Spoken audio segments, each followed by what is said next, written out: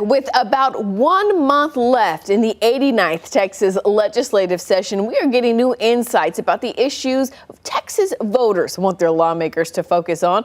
A new Texas Politics Project at UT Austin poll is out. We are joined by the executive director, Dr. James Henson. Thank you so much for being with us. Great to be back with you, as always. You know, I always like to start off when we're talking about polls, about the methodology. Give it to us. How'd you talk to them? When'd you talk to them? Who'd you talk to? Well, we use our usual data vendor. We use YouGov to collect data over the internet. They're the best in the business at that data collection. 1,200 registered voters collected data between April 18th and the 28th, with a margin of error for the overall sample of about 2.83. Okay. You know, I want to start with the big issue for Governor Greg Abbott. He just signed it into law this past weekend, and that was education savings accounts.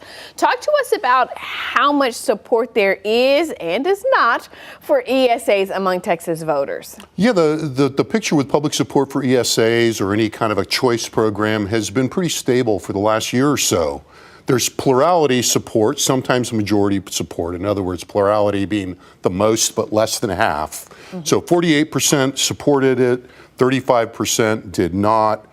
Much more popular among Republicans, 63 support than Democrats, only 32. With independents at the middle, about half of independents favorable. So on balance, Texans are okay with it, but there's not an overwhelming groundswell of support, as you might imagine, given how divisive the fight's been. Yeah, but we do know that people want to see more money for public education, right? And you asked voters about how important it is that the legislature passed something on teacher pay. What did people say about that? Now that ranks, pretty high. Well, when we asked people to tell us how important it was, 65% said that it was either extremely or very important to give teachers a raise. So that not controversial among most groups. What about school funding? You know, that we had a $1 billion bill for education savings accounts. The lawmakers like to say they're going to give, even more money to public schools if this bill doesn't get stalled. How important is funding our schools to people? Yeah, and we should note that bill is still not quite through the process, and there's still some debate over that. Right. So about 60%, same kind of structure to the question as the teacher pay. About 60% say that it's extremely or very likely, so a little below teacher pay. So a little more support for focusing increases in funding on increasing teacher pay. Support drops off just a little when you start talking about public education funding overall, but still majority support. And I think interesting to look at this and see in terms of the fact that more people want to see more money go to schools than they do ESAs, right? Yeah, I mean, I think, the story with how those two things are intertwined has been pretty stable for a while. On one hand, people will tell you, if you ask them, sure, we're willing to try a school choice program, around half. But when you ask them what's important and what they think is important in the context of public ed, or even the overall policy agenda, ESAs fall, pretty close to the bottom usually. Teacher pay usually towards the upper middle or the upper end of the pack. Yeah. Now that ESAs have crossed the finish line, the other thing that we're seeing the governor really turn his focus to, including today, is bail reform.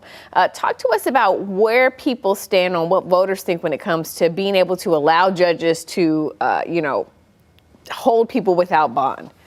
Yeah, I mean, I think if you put this in the context of two things, people accused of violent crimes and people that are in the country without documentation, there's a reasonable level of support. And so you do see majority support for doing something on making it harder for judges to grant bail. I think this is really a function of the law and order kind of arguments that we've been seeing in the state, particularly since COVID.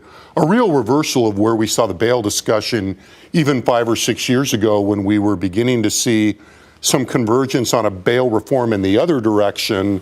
That feels like it's kind of over for now after the increase in crime during and in the immediate aftermath of the pandemic. Yeah.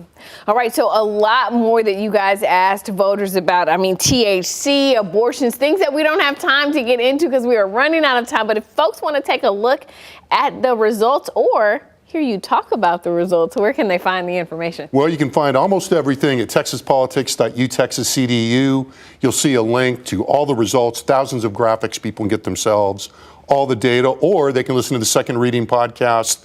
New podcast dropped today with me talking about the polling with my colleagues on the polling team, Josh Blank and Darren Shaw. Yes, Second Reading. Listen to the podcast. It's way more fun to listen to the podcast. Listening is better than reading, I keep hearing. All right, well, Dr. Henson, we thank you for your time. Great to be with you.